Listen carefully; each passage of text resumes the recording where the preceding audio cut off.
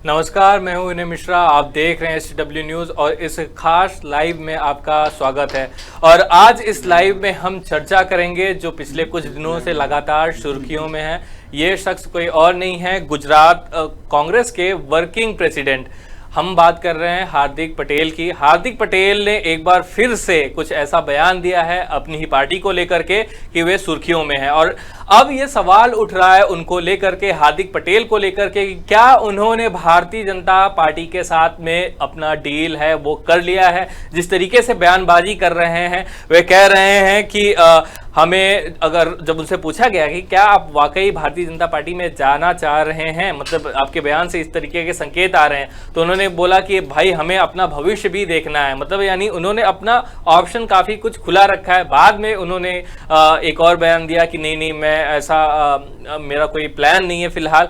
Bharatiya Janata party के leadership की उन्होंने तारीफ की है कि जिस तरीके से भारतीय जनता पार्टी की लीडरशिप है वो फैसले लेती है, इसको लेकर के उन्होंने कांग्रेस पार्टी पर निशाना साधा है। यहाँ पर नरेश पटेल हैं, कह सकते हैं, उसको लेकर के वे काफ़ी ज़्यादा आलोचना कर रहे हैं पार्टी को लेकर कि कांग्रेस पार्टी काफ़ी देरी कर रही है ये फैसला लेने में कि नरेश पटेल को कांग्रेस में शामिल कराया जाए या ना कराया जाए।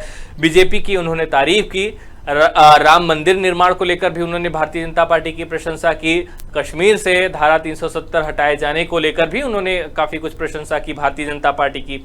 उन्होंने ये कहा है कि गुजरात में उनकी हालत ऐसी हो रही है जैसे कि राजस्थान में सचिन पायलट के साथ हुआ। उनका चुनाव के पहले अच्छे से इस्तेमाल किया गया, खूब उनके नाम पर वोट लिए गए, लेकिन चुनाव संपन्न होते ही कोई और मुख्यमंत्री बन गया, किसी और के जो मतलब कह सकते हैं कि मलाई किसी और के हिस्से में चली गई। इस तरीके से उनके आरोप हैं। प्रधानमंत्री नरेंद्र मोदी की उन्होंने खूब तारीफ की। और हिंदुत्व वाला जो एक है मुद्दा, उन्होंने खुद को हिंदू बताया, बोला कि मुझे इस पर गर्व है। और 4000 गीता की जो प्रतियां हैं उसे बांटने की बात भी कही। भारतीय जनता पार्टी उनके इस जो उनका ऐलान है उसको हाथों हाथ ले रही है, तारीफ कर रही है। और वहीं कुछ ऐसे नेता हैं कांग्रेस के, सवाल भी उठा रहे हैं कि बस हो गया, अभी हार्दिक पटेल को ज़्यादा तवज्जो नहीं देना चाहिए, वे पार्टी की जो छवि है उसको खराब ही कर रहे हैं। और हार्दिक पटेल लेकिन एक के बाद एक लगातार बयानबाजी दे रहे हैं। अभी उनकी उम्र मुश्किल से, मतलब वे 30 साल के भी नहीं हुए हैं, लेकिन जिस तरीके से उनकी बयानबाजी है, अपनी महत्वाकांक्षा जाहिर कर रहे हैं। हार्दिक पटेल के बयानों को लेकर के, हार्दिक पटेल के विषय को लेकर के हमारे साथ जुड़ चुके हैं हमारे एग्जीक्यूटिव एडिटर सोनू कनौजिया जी। सोनू जी, हार्दिक पटेल लगातार पार्टी के खिलाफ, कांग्रेस पार्टी के खिलाफ बयानबाजी कर रहे हैं। क्या उनका भारतीय जनता पार्टी के साथ डील हो गया है? ये सबसे बड़ा सवाल जो अभी बहुत सारे लोगों के मनों में उठ रहा है, यही सवाल मैं आपसे पूछना चाहूंगा। विनय, राजनीति में सबसे इंपॉर्टेंट ये होता है कि कभी कोई किसी का दोस्त या किसी का दुश्मन नहीं होता है।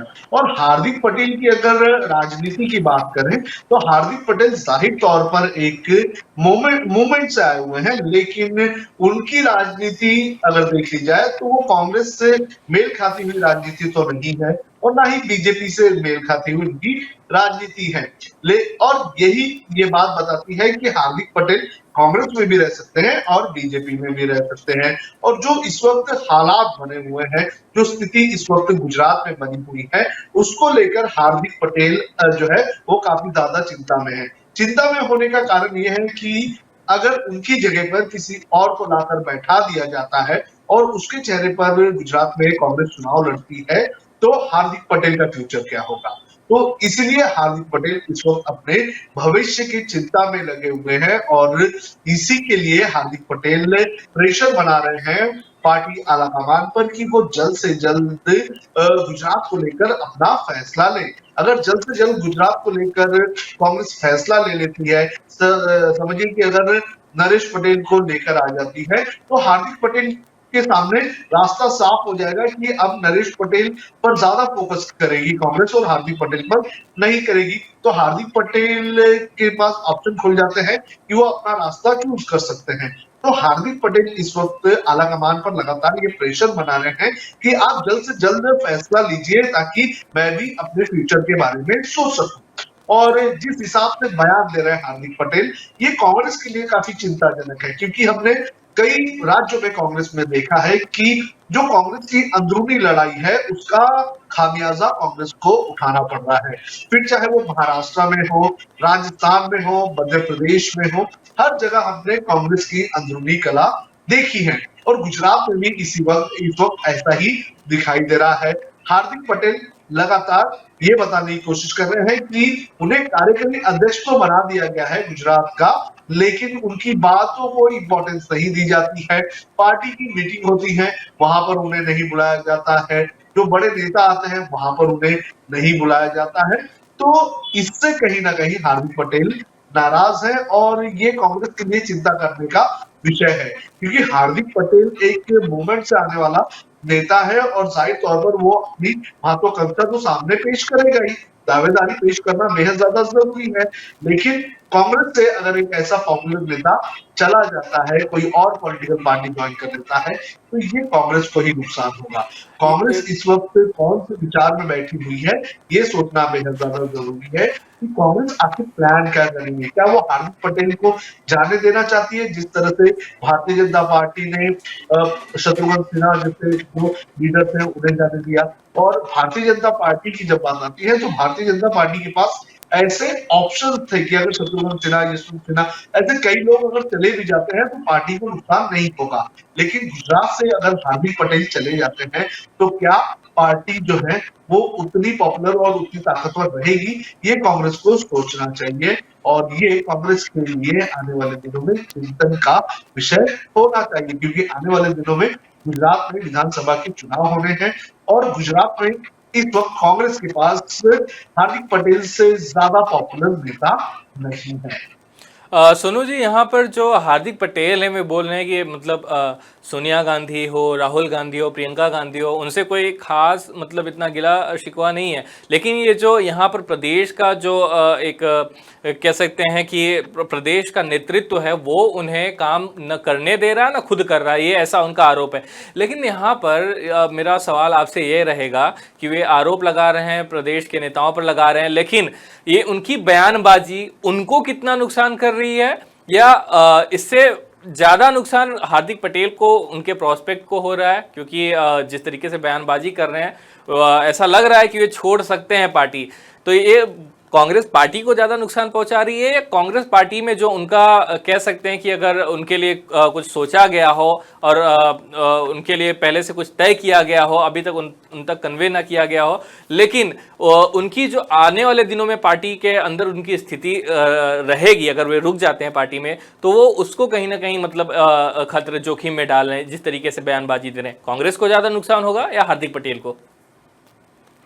विनय, मुझे लगता है कि ये कांग्रेस को ज्यादा नुकसान होगा, क्योंकि हार्दिक पटेल के पास पूरा फ्यूचर पड़ा हुआ है। वो अभी तक 30 साल के भी नहीं हुए, उनके सामने राजनीति का लंबा चौड़ा जो है वो एक करियर दिखाई दे रहा है। लेकिन कांग्रेस के पास आने वाले चुनाव में जीत हासिल करने के लिए 6 से 8 महीने का समय है, और अगर गुजरात में कांग्रेस हार गई तो कांग्रेस को और 5 साल का इंतजार करना होगा।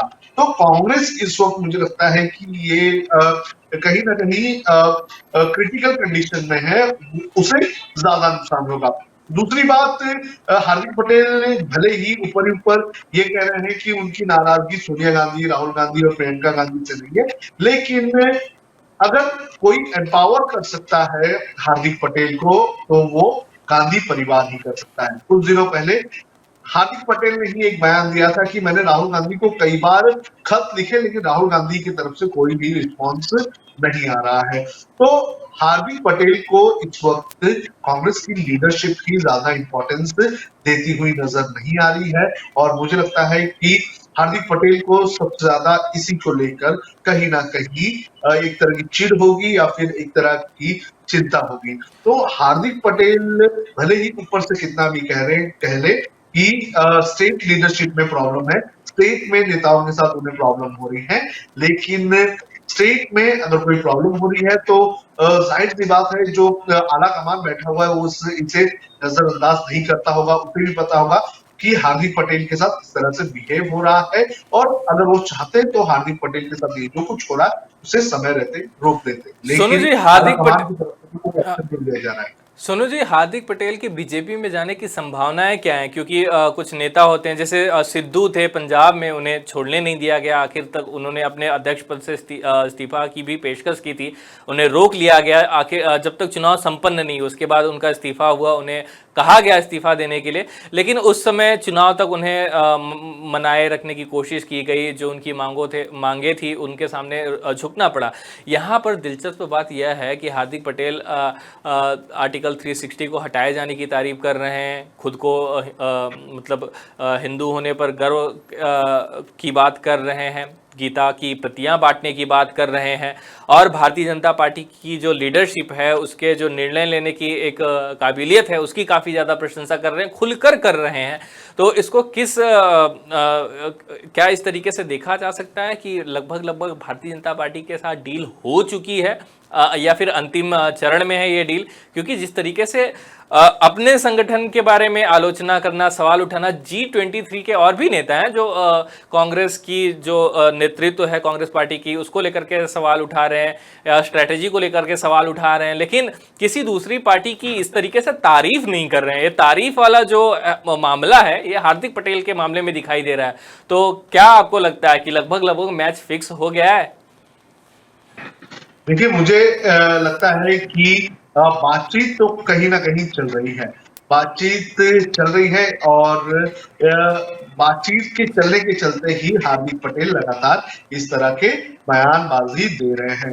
हार्दिक पटेल को पता है कि उनकी एक अच्छी खासी पॉपुलैरिटी गुजरात में है, और उनकी जगह जो है वो कांग्रेस में भी अच्छी खासी फिट हो सकती है, बीजेपी में भी अच्छी खासी फिट हो सकती है, और आम आदमी पार्टी में भी अच्छी तरह से फिट हो सकती है। तो हार्दिक पटेल के पास तीनों बड़ी पार्टियों का एक अच्छा खासा ऑफर है, लेकिन कौन सी पार्टी हार्दिक पटेल को ज्यादा अच्छा पोस्ट, पोजीशन और ताकत देगी, हार्दिक पटेल उसके पास जाएंगे। हम सिर्फ यहाँ पर बीजेपी की बात कर रहे हैं, लेकिन हमें नजरअंदाज नहीं करना चाहिए आम आदमी पार्टी को। आम आदमी पार्टी भी गुजरात में काफी ज्यादा एक्टिव होती हुई नजर आ रही है, लेकिन सरकार बीजेपी की है, और बीजेपी एक ताकतवर पक्ष गुजरात में है। और हार्दिक पटेल, मुझे लगता है कि ये भी सोचकर गुजरात की ओर देखते होंगे कि यहाँ पर सिर्फ और सिर्फ नरेंद्र मोदी के नाम पर वोट मांगे जा रहे हैं। इसके अलावा गुजरात में जो वहां के मुख्यमंत्री हैं, भूपेंद्र पटेल हो या फिर दूसरे जो नेता हैं, वो इतने पॉपुलर नहीं है जितने नरेंद्र मोदी हैं। तो अगर ये सोच लीजिए कि हार्दिक पटेल बीजेपी चले जाते हैं, तो नरेंद्र मोदी के बाद दूसरा पॉपुलर नाम, अगर हम अमित शाह के बाद नाम करें, तो हार्दिक पटेल का नाम होगा। तो हार्दिक पटेल ये भी सोचते होंगे कि गुजरात में बीजेपी में उनसे पॉपुलर नेता इस वक्त नहीं होगा। तो हार्दिक पटेल के सामने एक तरह से विन विन सिचुएशन है। वो जिस भी पार्टी में जाएंगे, कांग्रेस छोड़कर अगर जाना चाहते हैं, तो उन पार्टियों में उन्हें एक अच्छा खासा दबदबा, पोजीशन और अच्छी खासी ताकत मिलेगी। तो जाहिर सी बात है कि वो बातचीत तो जरूर करते होंगे। वो सोनू जी, यहाँ पर ये जो गुजरात के प्रदेश अध्यक्ष हैं CR पाटिल, उनका भी बयान आया, उन्होंने तारीफ की है, मतलब कि हार्दिक पटेल। और वहीं एक दूसरे नेता हैं, दिलीप संघानी नाम है, उन्होंने तो हार्दिक पटेल को विश्वासघाती बता दिया। उन्होंने कहा कि ये ऐसा नेता है, जब ये पाटीदार आंदोलन चल रहा था, इन्होंने बोला था कि मैं किसी भी राजनीतिक दल में शामिल नहीं होऊंगा, फिर आगे जाके कांग्रेस में शामिल हुए, और कहें कि भाई ये हार्दिक पटेल कांग्रेस में रहें ना रहें, नरेश पटेल कांग्रेस में जाएं ना जाएं, कुछ भी हो, भारतीय जनता पार्टी का जो नेतृत्व है, गुजरात का नेतृत्व, वो काफ़ी ज़्यादा स्ट्रांग है, और उनके लीडरशिप में बीजेपी पहले से ज़्यादा जीतेगी, और हमें हार्दिक पटेल की ज़रूरत नहीं है। तो जो कुछ नेता हैं बीजेपी के अंदर, वो भी इसकी खिलाफत कर रहे हैं, वो नहीं चाहते कि हार्दिक पटेल आए। विनय, ये हार्दिक पटेल जब तक कांग्रेस में है, तब तक ये बीजेपी के ये नेता इस तरह के बयान देंगे, लेकिन अगर आला कमान यानी कि नरेंद्र मोदी और अमित शाह ने अगर ये कह दिया कि हार्दिक पटेल का पूरी तरह से स्वागत है, उसके बाद कोई भी बीजेपी का लीडर हार्दिक पटेल के खिलाफ कुछ भी नहीं बोलेगा। इस वक्त हार्दिक पटेल कांग्रेस में है, इसके जो बीजेपी के नेता है वो इस तरह से बयान दे रहे हैं, लेकिन दूसरी जगह पे हम ये भी देख सकते हैं कि बीजेपी के कई सारे नेता हार्दिक पटेल की तारीफ भी कर रहे हैं। तो वो नेता हो सकता है हार्दिक पटेल के खिलाफ हो, लेकिन पूरा गुजरात जो है, गुजरात बीजेपी जो है वो हार्दिक पटेल के खिलाफ नहीं होगा। और अगर आला कमान नरेंद्र मोदी और अमित शाह अगर तय कर लेते हैं, मान लेते हैं कि हार्दिक पटेल को हम पार्टी में ले रहे हैं, तो हार्दिक पटेल के खिलाफ कोई कुछ भी नहीं बोलेगा। अभी कांग्रेस में है, इसकी वजह से इस तरह के बयान सामने आ रहे हैं। अगर वो आप ये सोच लीजिए, अगर आम आदमी पार्टी के नेता अगर आज कुछ ऐसा बयान देते हैं हार्दिक पटेल के खिलाफ, तो अगर हार्दिक पटेल इन फ्यूचर आम आदमी पार्टी ज्वाइन कर लेते हैं, तो वही नेता हार्दिक पटेल की तारीफ करेंगे।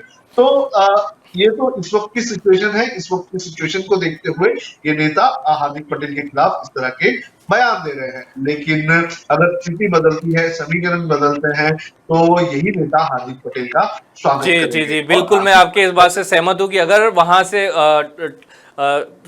नेतृत्व की ओर से अगर फैसला ले लिया गया कि हार्दिक पटेल भारतीय जनता पार्टी में शामिल होंगे, तो फिर मुझे भी नहीं लगता है कि कोई और नेता उनके खिलाफ बयानबाजी करेंगे। लेकिन एक और सवाल उठ रहा है महत्वाकांक्षा को लेकर के। हार्दिक पटेल को बहुत सारे नेता हैं, यहाँ तक कि जो अगर अशोक गहलोत के बयान की बात करें, जो उन्होंने सचिन पायलट के कॉन्टेक्स्ट में दिया था कि हमने तो भाई एकदम कितने सारे पार्टी में अपने जूते घिसाए हैं, मतलब काफ़ी ज़्यादा काम किया, सब कुछ किया, तब जाके पोजीशन और ये सब चीज़ें मिली। और सचिन पायलट को भी यही कहा गया कि कुछ दिन और काम कीजिए संगठन में, फिर बाद में आप आगे का देखिए, ये सब कीजिए, क्योंकि हमने भी बहुत काम किया है, मेहनत करने की, काफ़ी ज़्यादा मेहनत करने के बाद में तब हमें कोई इस तरीके की जिम्मेदारी, बड़ी जिम्मेदारी मिलती है।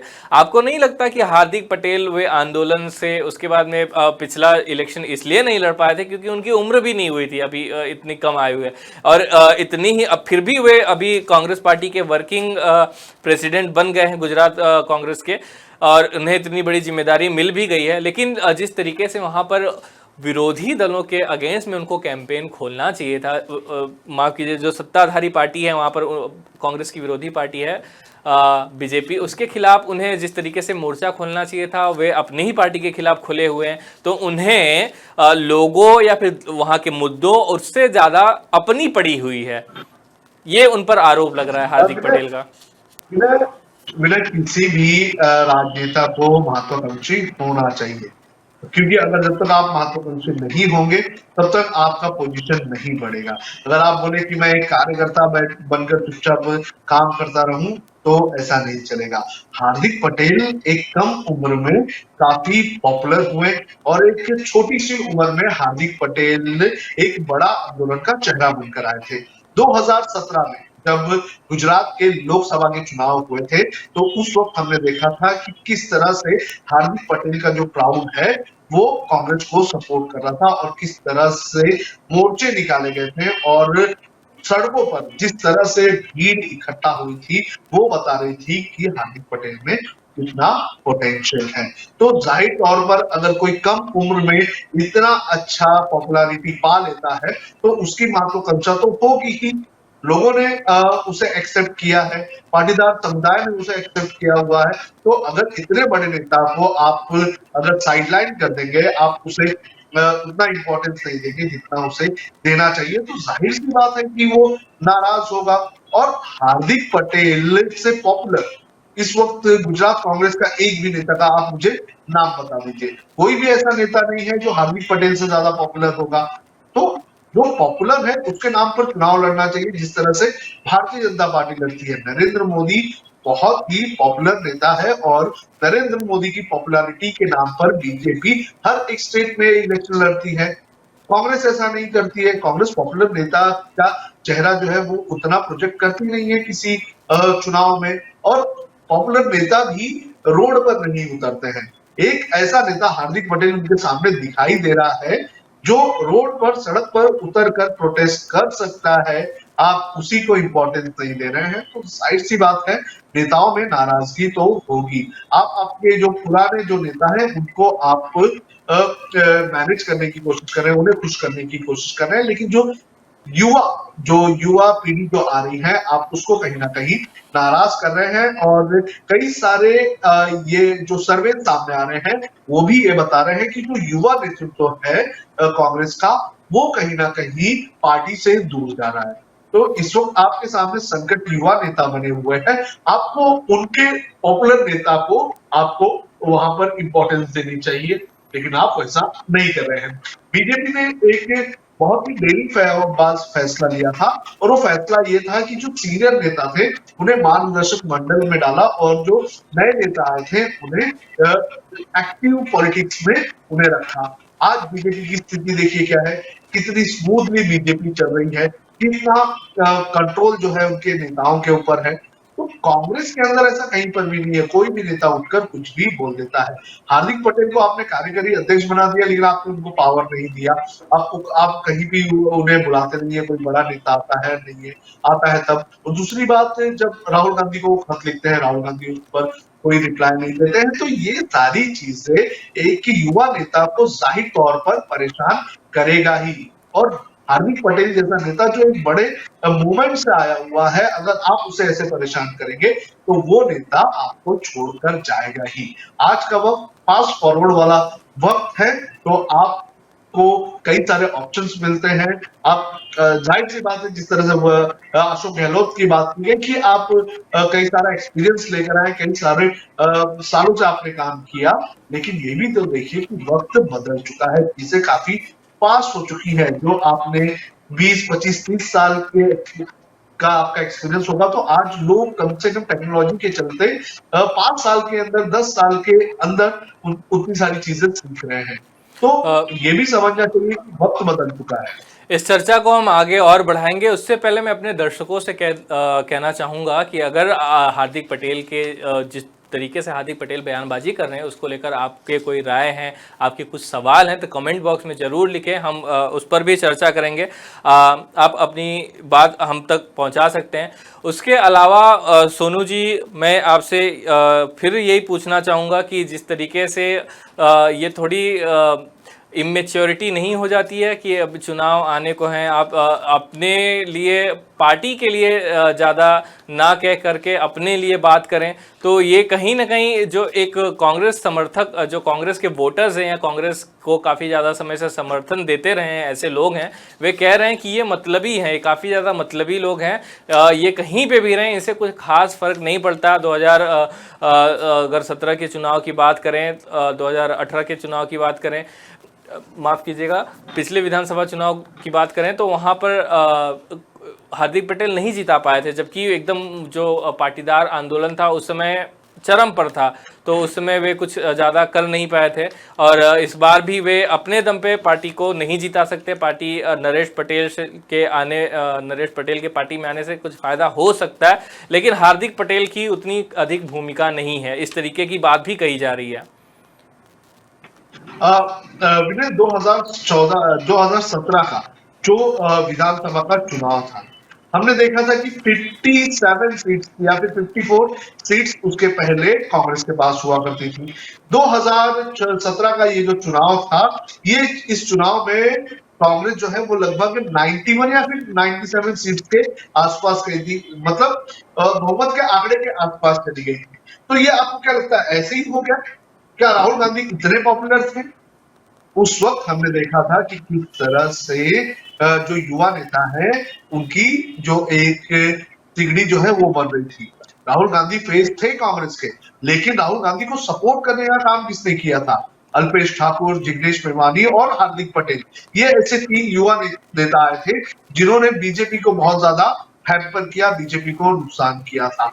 तो ये समझना चाहिए है कि पिछले 5 सालों में गुजरात में आपने कौन सा नया नेता पैदा किया, कौन सा नया नेता बनाया है? कोई भी नया नेता आपने बनाया नहीं है। एक नेता जो 2017 में आपके जीत का कहीं ना कहीं एक हिस्सेदार था, जीत नहीं यानी कि आपने अच्छी खासी सीट पाई थी, उसका वो हिस्सेदार था। उसकी पॉपुलैरिटी से आपको वोट मिले थे, आपको अच्छा खासा फायदा हुआ था। तो आप क्या कारण है कि उस नेता को आप साथ में लेकर नहीं चल रहे हैं? आप इतने कॉन्फिडेंट कैसे हो सकते हैं जब एक ऐसे राज्य में जहां पर आपके पास कोई भी नेता नहीं है, और एक नेता जो पॉपुलर है आप उसकी बात सुन ही नहीं रहे, आप उसको साइडलाइट कर रहे हैं। देखिए, ये जो ऊपर से पार्टी को कंट्रोल करना और स्टेट में लीडरशिप नहीं होना, ये बहुत ज्यादा प्रॉब्लम पैदा करेगा। कांग्रेस के लिए, और आज कांग्रेस का संगठन पूरी तरह से धराशायी है। तो ऐसे वक्त में इन युवा नेताओं को पकड़ कर रखना ये कांग्रेस के लिए बेहद ज्यादा जरूरी है। अब कांग्रेस की जब हम बात करते हैं तो कहीं ना कहीं ये भी विचार आता है कि कांग्रेस खुद को बदलने में लगी हुई है, और हार्दिक पटेल ये जो कह रहे हैं कि जल्द से जल्द फैसला लिया जाए, तो मुझे लगता है कि कांग्रेस इस चीज के लिए फैसला नहीं लेती होगी, क्योंकि जल्द ही प्रशांत किशोर का कांग्रेस में इंडक्शन हो सकता है। तो हो सकता है कि प्रशांत किशोर कोई नई रूपरेखा पार्टी के कामकाज को लेकर तैयार करे। तो कांग्रेस की शायद से यही एक मजबूरी होगी जिसकी वजह से कांग्रेस हार्दिक पटेल की बातों को इतना ध्यान नहीं दे रही है। लेकिन पॉपुलर नेता को कांग्रेस ने अपने साथ में रखना चाहिए। तो भले आपको 0.001% भी आपको अगर वोट दिलाता है तो आपको उसे अपने पास रखना चाहिए। बड़े नेता कुछ भी कह लें कि आप हार्दिक पटेल के वजह से नहीं जीत पा रहे हैं, तो उन्हें 2017 के विधानसभा चुनाव के नतीजों को देखना चाहिए, क्योंकि उस नतीजे में हमने देखा था कि जो युवा नेता है उनका इम्पैक्ट बहुत ज्यादा रहा था। और अगर यही युवा नेता अगर बीजेपी चले जाते हैं तो जाहिर सी बात है आपके जो वोट, आप ये सोच लीजिए कि 57 से अगर 90 तक आप पहुंचे हैं तो लगभग 23 सीटें जो हैं, 23 से ज्यादा सीटें जो है वो आपके हाथ से जा सकती हैं। तो इन सब चीजों पर कांग्रेस को विचार करना चाहिए, और अगर कांग्रेस 29 तारीख के बाद कुछ प्लान कर रही है तो इसका मैसेज भी हार्दिक पटेल तक पहुंचा देना चाहिए, ताकि हार्दिक पटेल अपने रोल को लेकर और अपने पोजीशन को लेकर निश्चिंत हो जाए। कांग्रेस पार्टी गुजरात को लेकर रणनीति बना रही है, हार्दिक पटेल की बयानबाजी हो जारी है, पार्टी को निशाने पर ले रहे हैं। यह तो वक्त ही बताएगा कि आने वाले दिनों में हार्दिक पटेल की राजनीतिक किस्मत क्या मोड़ लेती है। हम गुजरात को लेकर के, गुजरात की राजनीति को लेकर के, कांग्रेस की स्ट्रैटेजी को लेकर के, कांग्रेस क्या कुछ कर रही है गुजरात में, भारतीय जनता पार्टी की रणनीति इस बार क्या रहने वाली है, कौन से नेता ज़्यादा गुजरात में कैंपेनिंग करेंगे, गुजरात की पॉलिटिक्स से जुड़े तमाम खबरों को लेकर हम विश्लेषण और तमाम अपडेट्स अपने दर्शकों तक पहुंचाते रहेंगे। फिलहाल इस चर्चा को, इस लाइव को हम यहीं समेटते हैं। आप जुड़े रहिए HW न्यूज़ के साथ तमाम अपडेट्स के लिए। धन्यवाद।